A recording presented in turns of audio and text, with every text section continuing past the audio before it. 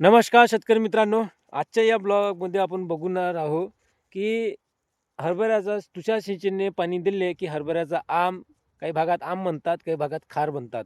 तर ह्या खार जातो का?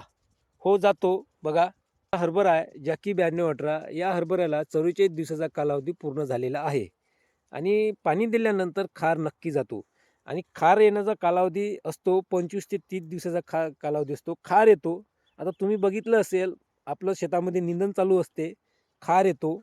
25 ते 30 दिवसाच्या कालावधीच्या आत आपण निंदण करतो, तर महिलांना खार लागतो आणि खार आला की तिथून 30 ते 35-40 दिवसाच्या अंतरात कळी सुटायला सुरुवात होते. म्हणजे कळी सुटायच्या अगोदर पहिल्यांदा खार येतो, नंतर कळी सुटते आणि कळी सुटली का नंतर फूल येते. एकट-दुकट फूल आले 35-40 दिवसाच्या अंतरानं आणि आपण पाणी द्यायला सुरुवात करतो आणि त्या पिरियडमध्ये आपण तुषार सिंचनने पाणी देतो, की हा खार नक्की धुवून निघतो आणि हा खार धुवून निघाला की पुन्हा 2 ते 3 दिवसात पुन्हा तसच्या तसा खार येतो. हे नॅचरल प्रक्रिया आहे शेतकरी मित्रांनो. याच्यात कोणतंच आपलं पिकाचं नुकसान होणार नाही.